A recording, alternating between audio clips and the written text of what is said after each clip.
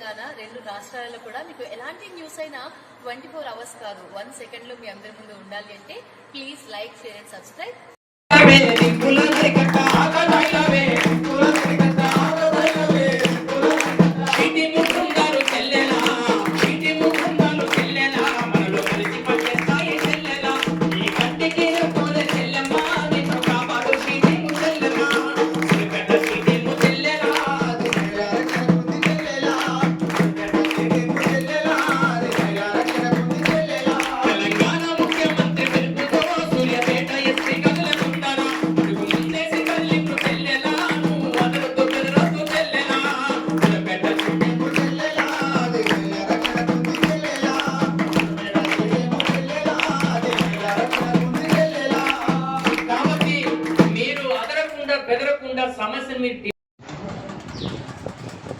Good afternoon, everyone. I firstly thank ఇక్కడ మా college చూస్ చేసుకొని ఇక్కడికి వచ్చి ఇన్ని మంచి విషయాలు చెప్పినందుకు అందరికీ చాలా థ్యాంక్స్. మ్యామ్స్ అయినా సర్స్ అయినా ఇది సెకండ్ టైం మా కాలేజ్కి రావడం. ఇలా వచ్చి ఎవరు ఎక్కువ చెప్పారు, ఎందుకంటే ఈ ఏజ్ ఇంటర్ నుంచి డిగ్రీ అనేది ఒక అట్రాక్షన్ ఏజ్. ఎవరైనా అట్రాక్ట్ అవుతుంటారు, లైఫ్ని స్పాయిల్ చేసుకుంటారు. కానీ ఇలాంటిది విన్నాక కూడా చాలా మంది మనకెందుకులే, అవసరమా, వాళ్ళు చెప్పినంత మాత్రాన మనం మారాలా అన్నట్టు ఉంటుంది. అది కాదు కదా ఇంపార్టెంట్. మనకంటూ ఒక లైఫ్లో ఒక గోల్ ఉండాలి.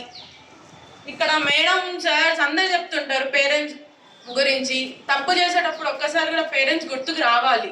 సో ఇక్కడ వచ్చి ప్రిన్సిపల్ మేడం కూడా ఇంకా చెప్పాలంటే ప్రిన్సిపల్ మేడం ఉండడం చాలా లక్కీ మన కాలేజ్కి. ఎందుకంటే ప్రతిదీ అబ్జర్వ్ చేసి ఇది తప్పు అని చెప్తాడు. ఇప్పుడు ప్రిన్సిపల్ మేడం మాట్లాడేటప్పుడు కూడా చాలా మంది లైట్గా తీసుకునేటోళ్ళు చాలా మంది ఉంటారు మన కాలేజ్లో. మళ్ళీ ఇక్కడికి వచ్చి చెప్పి వెళ్ళాక కూడా లైట్ తీసుకుంటారు. అలా తీసుకోవద్దు. ఎప్పుడైతే మనం లైఫ్లో ఒక గోల్ని పెట్టుకొని సక్సెస్ అవ్వడానికి కష్టపడతామో అప్పుడే మనం లైఫ్లో సక్సెస్ అవుతాం. థ్యాంక్స్ మ్యామ్, ఇక్కడికి వచ్చి షీటింగ్ గురించి మొత్తం చెప్పి అసలు ఎట్లా ఉండాలి, ఎస్పెషల్లీ అక్కడ ఒక అమ్మాయితో కూడా మా క్లాస్మేట్తో చెప్పించారు. చాలా థ్యాంక్స్ ఎవ్రీవన్. చదువుకునేటప్పుడు అసలు మొబైల్స్ లేవు, ఈ ఇన్స్టాగ్రామ్లు, ఫేస్బుక్లు. ఇంతకుముందు టీవీ మీనింగ్ నాకు కూడా తెలియదు ఇప్పటివరకు. కొన్ని ఆన్సర్స్కి అసలు కొన్ని కాదు, దాదాపు నాకు ఆన్సర్స్ తెలియదు. మీరైతే అసలు టకాటగా చెప్పేస్తున్నారు. అదే సబ్జెక్టు విషయానికి వస్తే నేను క్లాస్లో అడుగుతుంటాను కదా, ఒక 10 క్వశ్చన్లు అడిగితే ఒక 2 ఆన్సర్లు చెప్తారు. ఈ బీటింగ్ మాత్రం ఇన్స్టాగ్రామ్, ఫేస్బుక్, వాట్సాప్ మాత్రం ప్రతి దానికి ఆన్సర్ చెప్పేస్తున్నారు. అంటే దేంట్లో మీరు పబ్లిసిటీ అవుతున్నారు చూడ, అంటే దేంట్లో నాలెడ్జ్ ఎక్కువ పెంచుకుంటున్నారో నాకు ఈరోజు అర్థమైంది.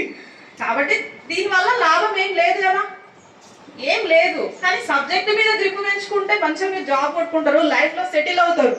అది గుర్తుపెట్టుకోండి. వాటిలలో జ్ఞానాన్ని పెంచుకోండి.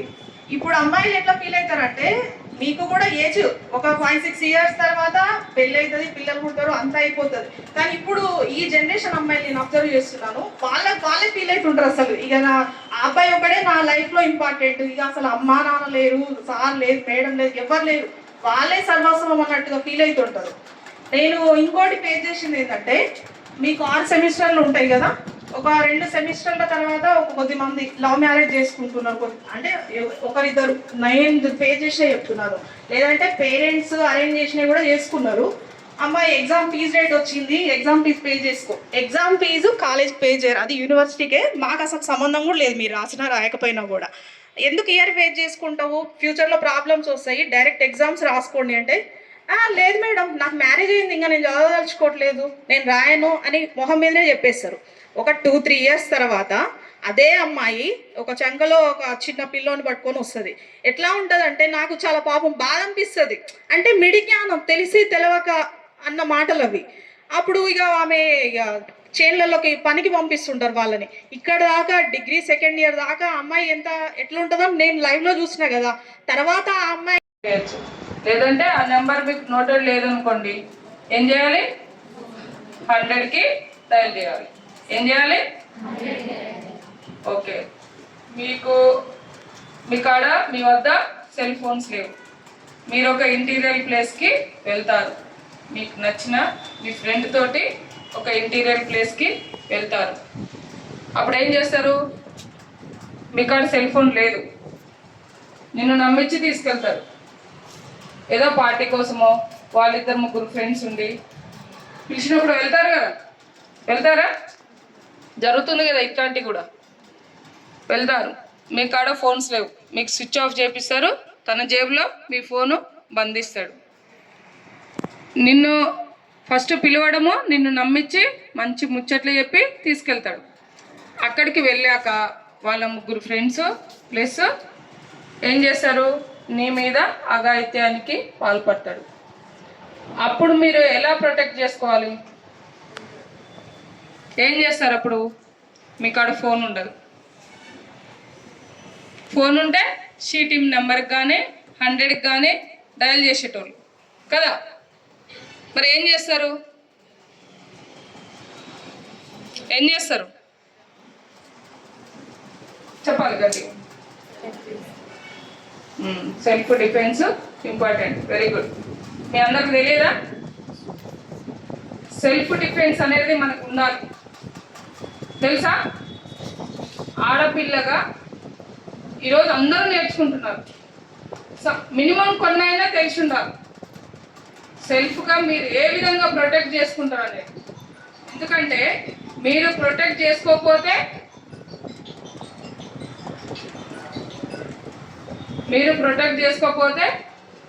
మీకే కష్టం అవుతుంది కదా, అవునా కదా? కాబట్టి ఏం చేయాలి? సెల్ఫ్ డిఫెన్స్ అంటే ఎలా ప్రొటెక్ట్ చేసుకుంటారు? ఎలా చేసుకుంటారు? మీకు కొన్ని ట్రిక్స్ తెలియాలి. ఓకే, మార్షల్ ఆర్ట్స్ తెలుసా? కరాటే నేర్చుకున్నారా? ఎవరైనా ఉన్నారా? ఎవరైనా స్టూడెంట్స్ ఉన్నారా మార్షల్ ఆర్ట్స్ నేర్చుకున్న వాళ్ళు? ఇప్పుడు కాదు, గతంలో నేర్చుకున్నా కూడా ఉన్నారా? స్టాండప్, కమాన్.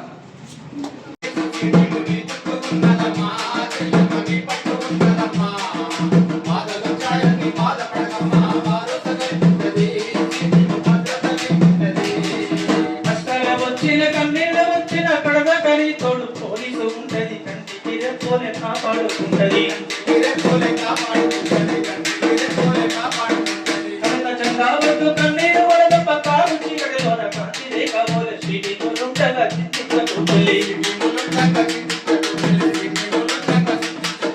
సూర్యాపేట జిల్లా పోలీసు పెట్టి ఉంది చుట్టుకున్నదమ్మా చెల్లెమ్మని పట్టుకున్నదమ్మా బాధలొచ్చేదని బాధపడకమ్మా ఆరోస కలిగిస్తుంది చెల్లెమ్మ భద్రతని ఇస్తుంది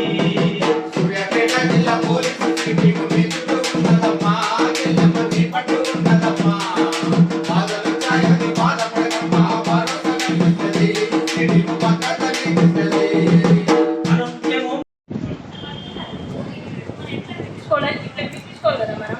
నాలుగుడి ఇట్లా కొడతాండి నెట్టికి, నాలుగు ఇట్లా కొడతాను. సో మనం ఇట్లా చేసి ఇలా సెన్సిటివ్ పార్ట్స్ ఎక్కడెక్కడైతే ఉన్నాయో అక్కడ మీరు కిక్స్ చేస్తే, అంటే లెగ్స్ తో ఉంటది కిక్ మూమెంట్, హ్యాండ్ తోటి కూడా ఉంటది. ఓకే, ఇప్పుడు హ్యాండ్ మూమెంట్ ఇలా పట్టుకున్నారు కదా, మీరు నవ్వద్దు. ఇప్పుడు నవ్వులాట అనిపిస్తుంది. ఆ సిచ్యువేషన్ వచ్చినప్పుడు ఆ టైంలో మీరు టెన్షన్ పడుతుంటారు. మీ మైండ్కి ఆలోచన వస్తుందా? రాదు. ఏం చేస్తారు? ఇలా ఉంటది. ఏం చేస్తారు? మీరు గమ్మున ఉంటారు. మీరు ఫస్ట్ ఆఫ్ ఆల్ ఏంటంటే డల్ అవుతారు. అలా ఉండొద్దు. ఆ టైంలో ఏం చేయాలి? ఫస్ట్ నువ్వు ఎప్పుడైతే నువ్వు షౌట్ చేయాలి మినిమం. ఆ టైంలో నువ్వు గట్టిగా అరవాలి. చుట్టుపక్కల వాళ్ళు ఎవరన్నా ఉంటే హెల్ప్ చేస్తారు. ఫస్ట్ ఏం చేయాలి? గట్టిగా షౌట్ చేయాలి. అప్పుడు చుట్టుపక్కల వాళ్ళు నియర్ బై ఎవరైనా ఉంటే వచ్చేస్తారు, కంపల్సరీ హెల్ప్ చేస్తారు. ఏదో జరుగుతుందని గ్రహిస్తారా లేదా? ఇక్కడ ఏదో జరుగుతుంది, ఒక అమ్మాయి అరుపు వినిపిస్తే ఏం చేస్తారు? ఆపదలో ఉంది అనుకొని వస్తారా రారా? హ్యుమానిటీగా అయినా వస్తారు కదా. అందరైతే చూడకుండా పోరు కదా, ఎందుకంటే వాళ్ళకు పిల్లలు ఉంటారు కదా. కాబట్టి మీరు ఫస్ట్ ఏం చేయాలి? గట్టిగా అరవాలి.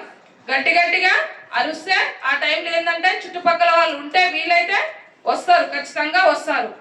ముందు నువ్వు అరవడం స్టార్ట్ చేసినావు అంటే అక్కడ ఉన్న వ్యక్తులు ఏం చేస్తారు? ఫస్ట్ భయపడతారు. గట్టిగా అరిసిందంటే రేపు పోయి